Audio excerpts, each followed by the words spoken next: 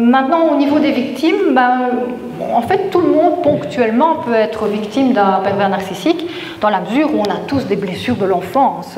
Personne n'est parfait, et donc ponctuellement, on peut très bien se faire avoir, ne pas repérer la tentative de manipulation, la tentative d'emprise, et dans un premier temps être manipulé.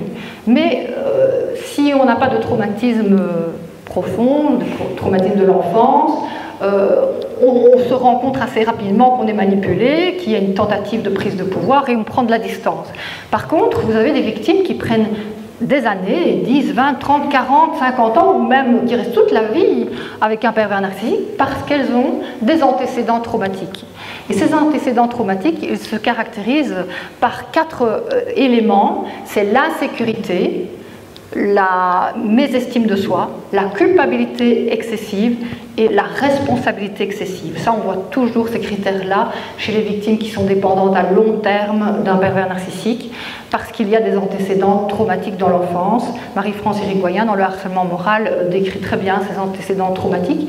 Mais ça peut être aussi pas nécessairement des antécédents traumatiques de violence, ça peut être la perte par exemple d'un jumeau tout petit, une maladie très grave, un accident. Tout ce qui est traumatisant peut vulnérabiliser la personne si elle n'a pas été soignée. Et donc vous avez des enfants qui ont vécu des traumatismes dans l'enfance, qui n'ont pas été soignés et qui donc sont des proies faciles pour un pervers narcissique. Et l'autre aspect qu'on retrouve souvent chez les victimes, c'est l'intelligence à haut potentiel. Donc ce sont des personnes qui ont une intelligence qui est pleine de ressources, de créativité, un sens aigu de la justice et de l'éthique, une compréhension globale des choses, un désir de comprendre, de faire des liens entre les choses et cela s'accompagne d'une hypersensibilité, beaucoup d'empathie, d'altruisme.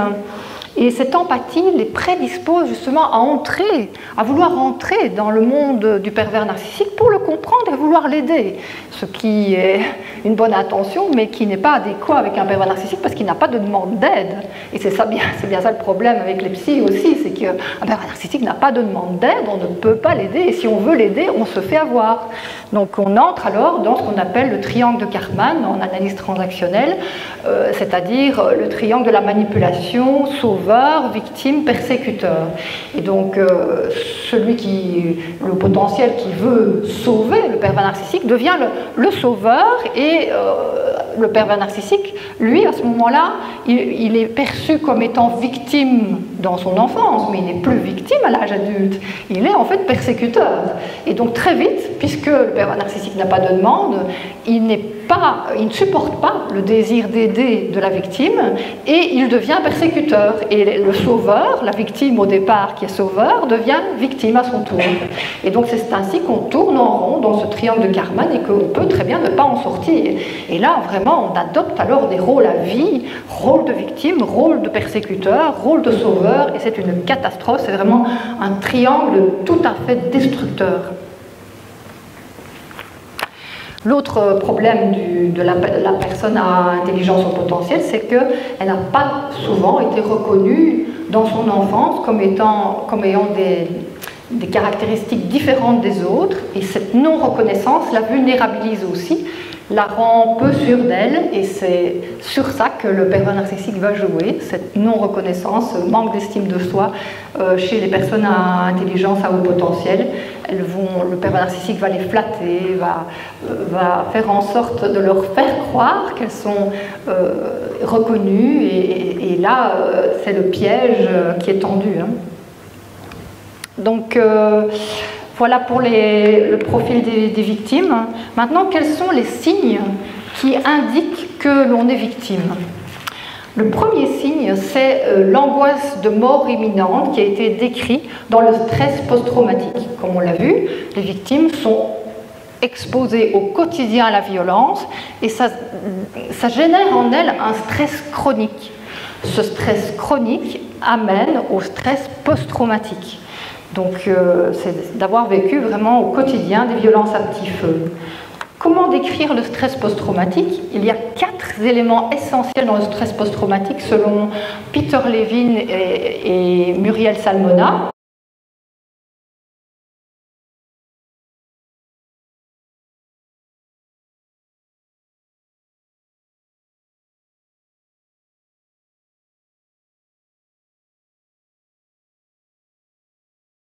après la première dose de drogue, le pervers narcissique, il en donne de moins en moins. Et donc, au contraire, il prive de plus en plus la victime de toute affection, de toute récompense, de toute flatterie. Et donc, la victime a beau essayer de récupérer sa dose initiale, elle en a de moins en moins. Elle est de plus en plus stressée et cet état de stress ne fait que s'amplifier avec le temps. La revalorisation de sa personne lui coûte de plus en plus cher et elle maintient la relation finalement en renonçant à elle-même et à survivre, puisque finalement, à force de rester dans la relation pervers narcissique, elle prend un risque vital. Et donc on voit finalement alors ce risque vital qui s'installe de plus en plus avec les maladies psychosomatiques, avec le burn-out qui est un état d'épuisement, et avec dans un premier temps de vraiment montrer à la victime qu'on la reconnaît comme victime, parce que c'est ça qui va faire qu'elle va pouvoir dire je suis victime, et donc puisque je suis victime, il est important que je me fasse aider et que je me libère de cette emprise. Parce qu'au départ, elle ne peut pas dire ça par elle-même. Quand elle vient demander de l'aide, très souvent, ou quand on lui parle de la situation, elle se culpabilise. Elle dit souvent que c'est elle l'agresseur, c'est elle qui est la mauvaise. Et donc, c'est là qu'on voit la différence entre la victimisation du pervers narcissique et la véritable victime. Le pervers narcissique se victimise, il se fait passer pour la victime, mais sans culpabilité et sans mésestime de soi. Et c'est là qu'on les repère. Tandis que la victime, elle se présente comme étant la coupable, comme étant la mauvaise. Et il faut vraiment passer beaucoup de temps à l'écouter, à lui permettre de s'exprimer pour qu'elle prenne conscience qu'elle est l'objet de violence et qu'elle est vraiment victime. À ce moment-là, il y a vraiment un moment de crise, parce que la victime se reconnecte au traumatisme dont elle a pu éventuellement se dissocier, et là il y a un grand risque. Il faut absolument sécuriser les victimes, les aider à s'apaiser pour ne pas qu'elles recourent encore plus à des anesthésiants quels qu'ils soient. Et donc sécuriser, donner des techniques psychocorporelles, c'est vraiment important, et c'est la démarche thérapeutique qui aide à faire ça. Et donc cette sécurisation, elle se fait que ce soit par la méditation pleine conscience, par la sophrologie, par l'hypnose ericksonienne, par le MDR. Toutes ces techniques de sécurisation vont permettre à la victime d'abord d'installer un ancrage en elle-même, un ancrage qui va les aider à traverser le traumatisme en toute sécurité, et ensuite à retraverser le traumatisme pour s'en libérer. Donc ça demande beaucoup de courage, mais pour ça il faut avoir cet ancrage. Donc les personnes ressources, elles sont là pour aider à faire ça. Bien sûr, on a aussi d'autres personnes ressources qui sont les médecins traitants, le nutritionniste, un avocat, etc. etc. Donc c'est très important que la victime s'entoure de toutes les personnes qui peuvent l'aider à se reconstruire. Oui. Oui. Il y a une voiture qui est garée devant la porte du garage. La voiture c'est LWD 635. Elle va être enlevée par la délaveuse. Ça va? Donc là c'est très important de revaloriser la victime, en plus de l'aider à se sécuriser, c'est lui travailler avec elle sur ses croyances limitantes, tout ce qui est croyances négatives qu'elle a intériorisées avec l'endoctrinement du pervers narcissique. Et donc, par exemple, je suis nulle, je n'arriverai à rien, je ne suis pas capable, etc. Toutes ces croyances limitantes, eh bien, il est important de les travailler avec la victime pour qu'elle puisse retrouver son estime de soi, sa confiance en elle, et alors avoir la capacité de se libérer de l'emprise. Lui apprendre aussi à faire face à la violence, contre-manipuler le pervers narcissique, ça fait partie aussi de l'aide d'une personne ressource, et apprendre à la victime à prendre soin d'elle-même, écouter ses besoins. Alors, pour ce qui est des enfants de pervers narcissiques, eh bien, on peut dire, donc, comme je l'ai dit pour le pervers narcissique dans son enfance, que soit ces enfants ont été l'objet de maltraitance, soit ils ont été le faire-valoir du pervers narcissique. Alors, au niveau de la définition des 5 formes de violence aux enfants, on peut décrire le rejet, dévaloriser, critiquer, humilier, honteux, ridiculiser l'enfant lorsqu'il exprime des émotions, ça c'est le rejet.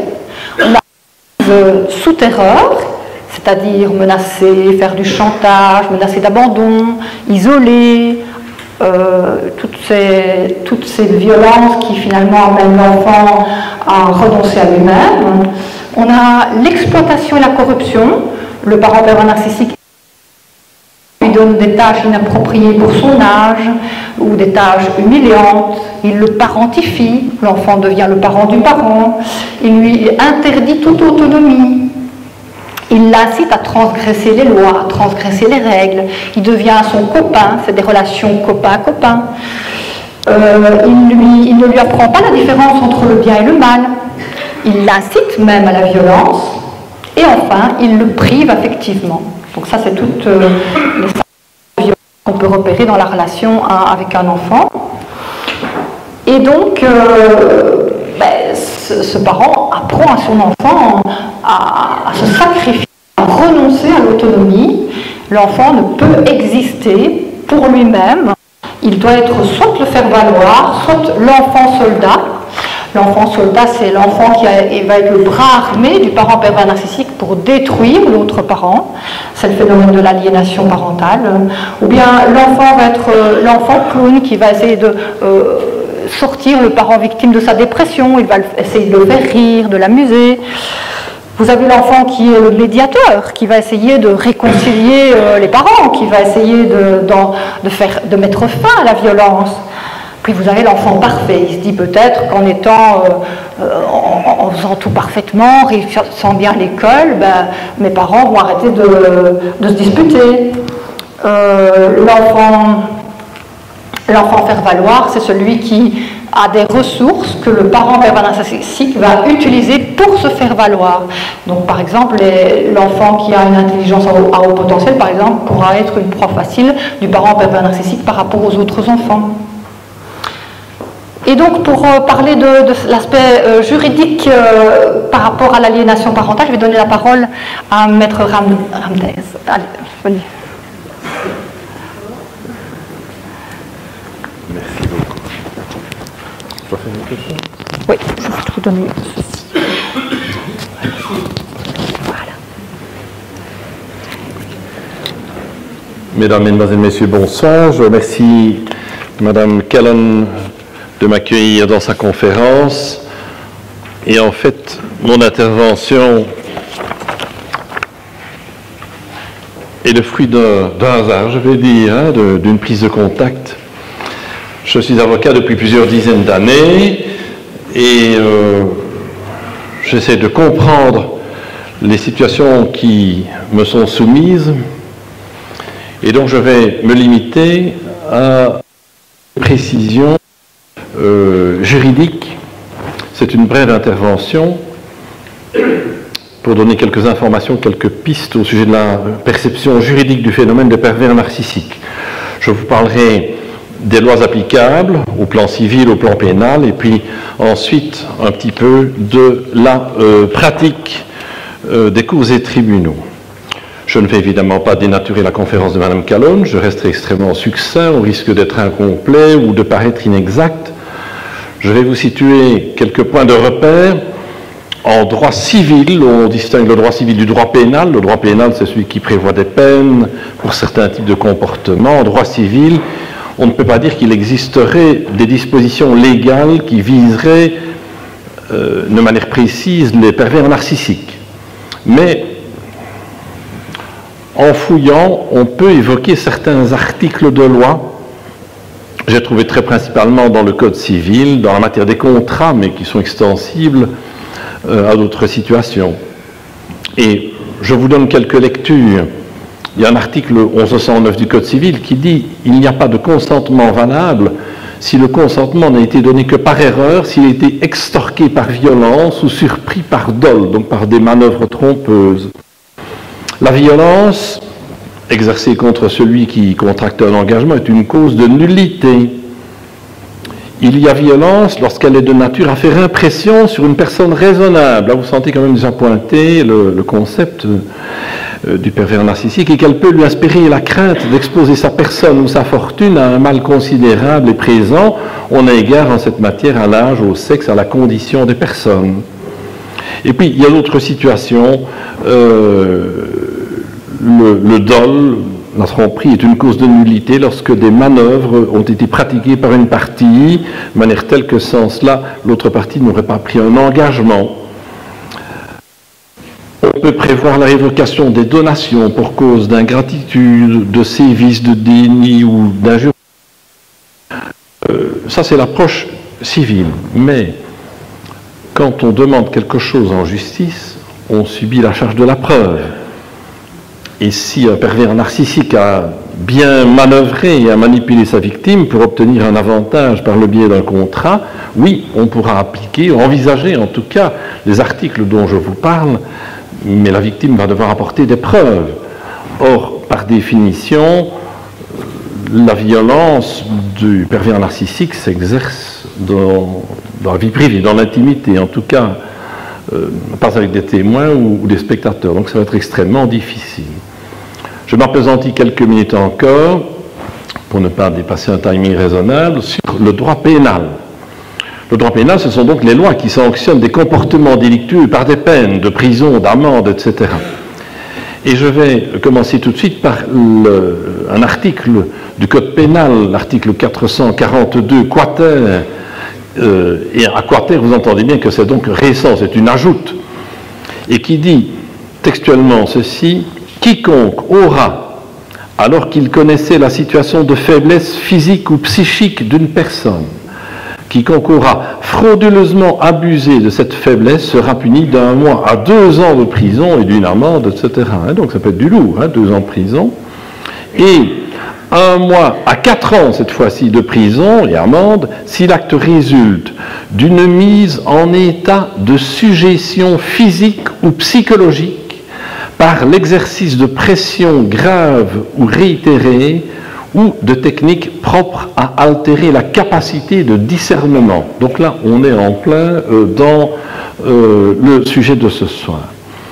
Cet article vise notamment les sectes, dont Mme Calonne vous a parlé, mais il convient parfaitement pour divers comportements des pervers narcissiques. À nouveau, le principe de présomption d'innocence met la charge de la preuve sur la victime, qui va donc devoir prouver plein de choses, qu'elle était en état de situation de faiblesse physique ou psychique, que l'accusé connaissait cette situation, qu'il a frauduleusement abusé de cette faiblesse, que cela a conduit la victime à un acte ou une abstention qui porte gravement atteinte à son intégrité physique ou mentale ou à son patrimoine. Vous le voyez, ça fait déjà un paquet de choses à prouver. Éventuellement que l'accusé a mis la victime en état de sujétion physique ou psychologique, que cela a été réalisé par l'exercice de pression ou par des techniques. C'est très difficile pour la victime. La loi ne prévoit pas un partage des preuves. En principe, en droit pénal, la présomption d'innocence est totale, et c'est donc au ministère public, etc., aux victimes, à apporter la preuve intégrale des faits. Il y a alors encore, dans cette partie du Code pénal, quelques dispositions spécifiques, par exemple pour protéger les mineurs quant à leur vie privée. Et alors là, notamment par l'approche informatique qui guette les mineurs encore plus dangereusement que les adultes. Il y a des dispositions spécifiques à charge de certains professionnels. Donc toutes les personnes qui, par leur état ou par leur profession, sont dépositaires de secrets en connaissance d'une infraction commise sur un mineur, etc., peuvent en informer les autorités. Alors j'ai continué à chercher. Où pourrais-je encore trouver des petites allusions, des évocations? Eh bien, à l'article 442 bis sur le harcèlement, il y aurait 1000 choses à dire, mais je pourrais faire une conférence. Madame Calonne irait se rasseoir et je vous en parlerai pendant 1 heure ou 2. Je crois que vous n'êtes pas venu pour ça. L'article 443, la calomnie. 423 sur le délaissement et l'abandon d'enfants ou de personnes vulnérables dans le besoin. Qu'est-ce que c'est? Pourquoi pas l'article 417 bis sur la torture, les traitements inhumains par lesquels de graves souffrances mentales, c'est le texte de la loi, ou physiques, sont intentionnellement infligées à une personne, notamment dans le but d'obtenir des renseignements, des aveux, de la punir, de faire pression, d'intimider. On sent bien que là, il y a quelques portes ouvertes possibles. Voilà quelques textes de loi qui peuvent être des portes ouvertes, à condition que la victime, à un moment, ait pu rassembler des preuves. Ah, si elle retrouve des SMS, des mails, des témoignages directs, ce sera rare, ce sera difficile. Et alors, dans ces conditions-là, que se passera-t-il? On va pouvoir porter peut-être l'affaire en justice, mais ceux qui doivent appliquer le droit fonctionnent dans les conditions qui leur sont données. J'ai déjà écrit quelques articles sur le sujet, que j'ai intitulé notamment « Qui veut suicider la justice » ou « Hold up sur la justice ». Il y en a un qui a été publié par La Libre. Mais les applicateurs du droit fonctionnent un peu comme des machines. Je m'excuse de le dire. Je m'excuse envers eux et envers moi-même. Ils risquent de prendre en compte... ils risquent de refuser de prendre en compte leur propre ignorance en matière en matière de pervers narcissiques. Et alors on prend les plaintes de la victime un peu par-dessus la jambe. Certaines juridictions croient pouvoir parfois discerner elles-mêmes si un enfant a été manipulé. J'ai entendu des juges dire « je le vois bien si un enfant est manipulé ». Ah, bon. Ou si l'enfant était victime, par exemple, d'un pervers narcissique. Certaines juridictions décident parfois d'expertise psychiatrique, mais à nouveau, c'est un système de preuve, et si on applique l'exigence de preuve de façon intransigeante, comme le veut en principe la loi, cela met la victime dans une situation très très embarrassante. Elle est déjà victime une première fois à la base, et en plus elle va être victime une deuxième fois, de ne pas être crue. C'est elle qui doit remonter la pente. Et le pervers narcissique est tellement sympathique et convaincant. Mais le recours à l'aspect juridique peut être, je le dis sous le contrôle de Mme Calonne, peut être constituer une étape de thérapie. La victime a osé affronter son bourreau. Maintenant, est-ce que la réponse du monde juridique sera à la hauteur? Il ne faut pas toujours y compter. Je vais en rester là et je serai à votre disposition avec parcimonie si vous avez des questions tout à l'heure. Je vous remercie pour votre écoute et je vous souhaite une bonne suite de conférence de Mme Calonne. Merci. Oui, il y a...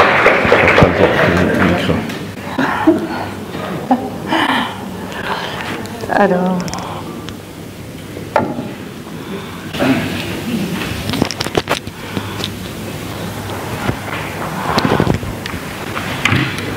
Oui, pour rebondir sur ce que Maître Ratmes vient de dire, ça dépend au fond dans quelle phase de son évolution la victime se trouve.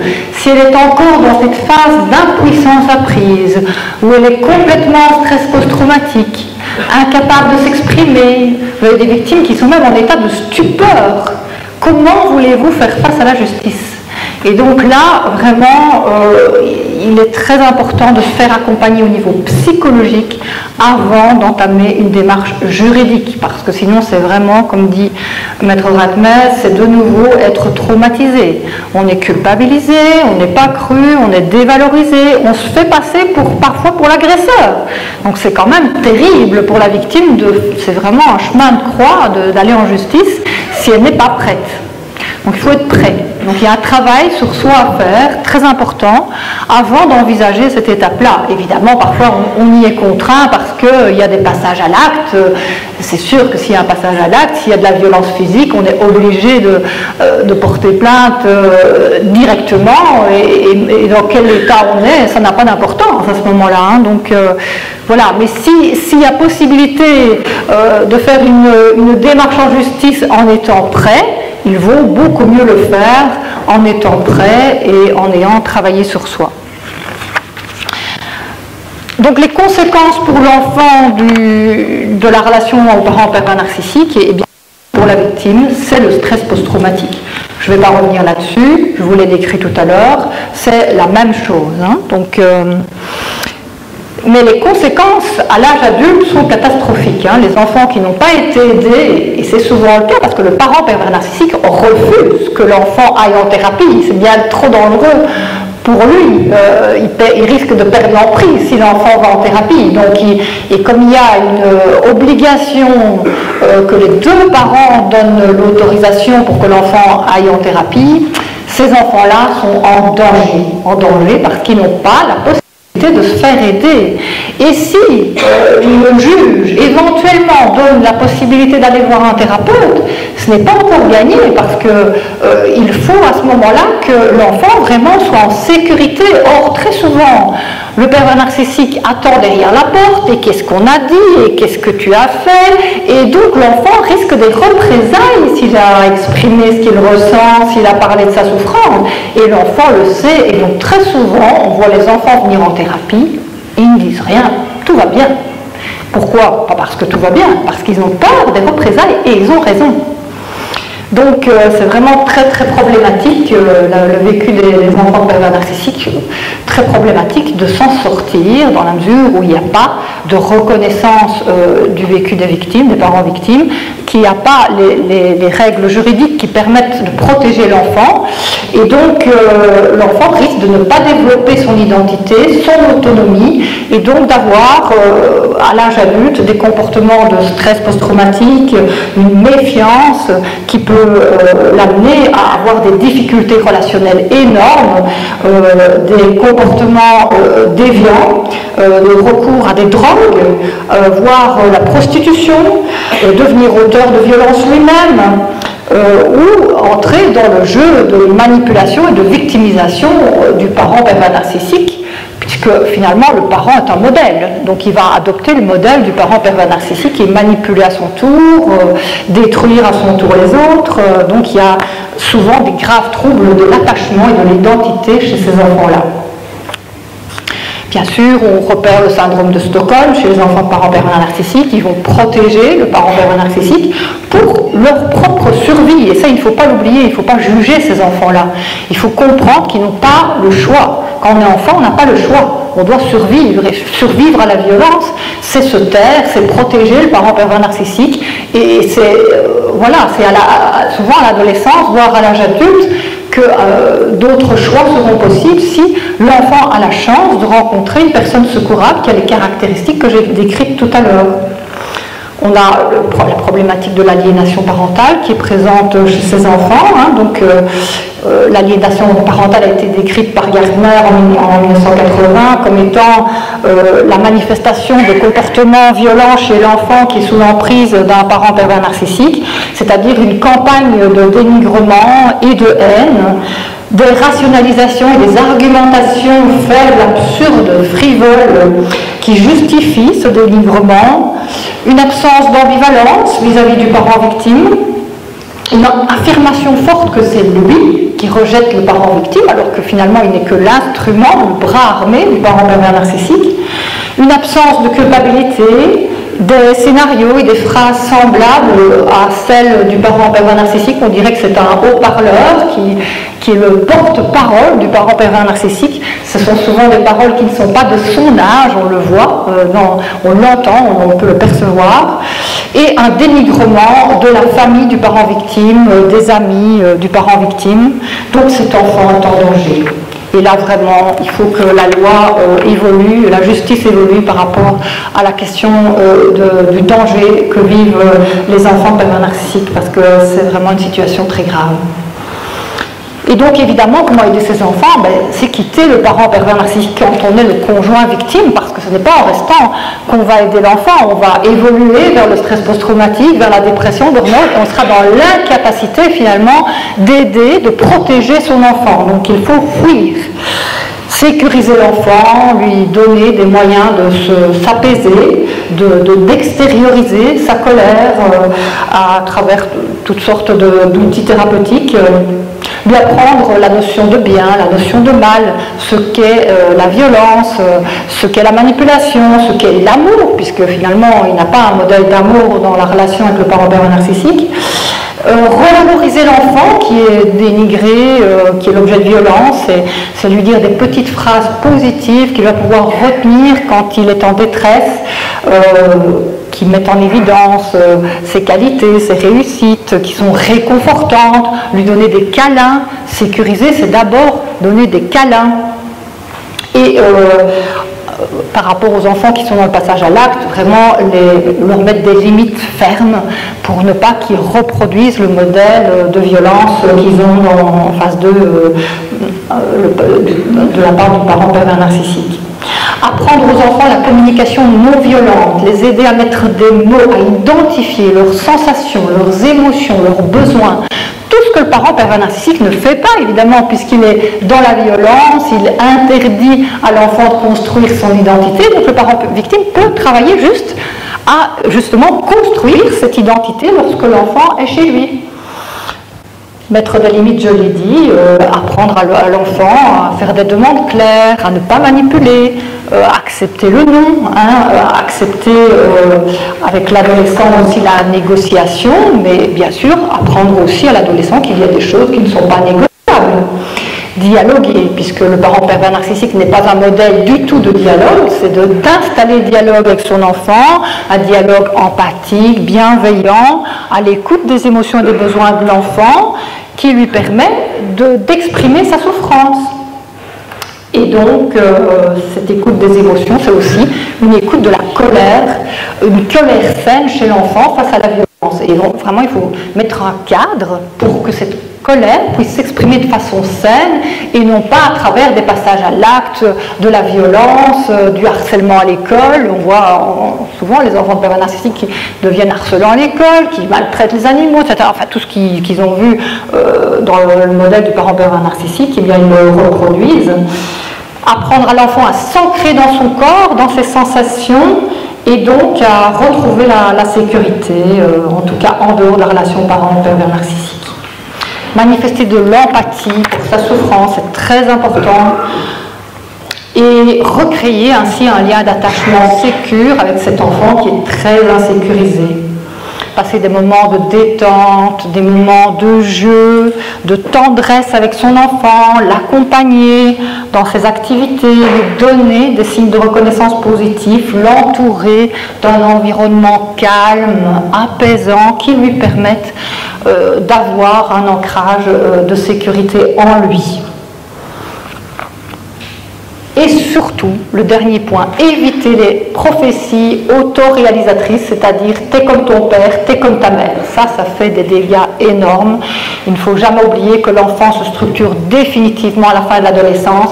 Et jusque-là, même si l'enfant peut adopter à certains moments des comportements violents, quels qu'ils soient, il ne fait que vivre le syndrome de Stockholm. Il n'est pas pour autant un pervers narcissique. Il faut bien distinguer comportement pervers narcissique et personnalité perverse narcissique. La personnalité perverse narcissique, elle ne se structure définitivement qu'à l'âge adulte. Et donc les enfants restent des victimes. Bon, je n'ai pas eu le temps d'aborder la question de la société, mais si vous voulez un complément d'information sur le terreau social qui favorise la perversion narcissique, eh bien je vous conseille mon dernier livre, Les pervers narcissiques, récits et témoignages, qui développe beaucoup cette question du terreau social de la perversion narcissique avec la référence à des sociologues tels que Christophe Dejour, Christopher Lasch et d'autres. Et donc vous pourrez ainsi mieux comprendre pourquoi la perversion narcissique n'est pas du tout un phénomène de mode, mais un problème de société. Mais là, il se fait tard et donc je pense qu'on va rester là-dessus. Il y a quelques exemplaires ici pour ceux qui veulent l'acheter. J'ai Les pervers narcissiques sans question-réponse et le dernier, Les pervers narcissiques, récits et témoignages, à la disposition de certains. Je vous remercie et je vous souhaite un bon retour.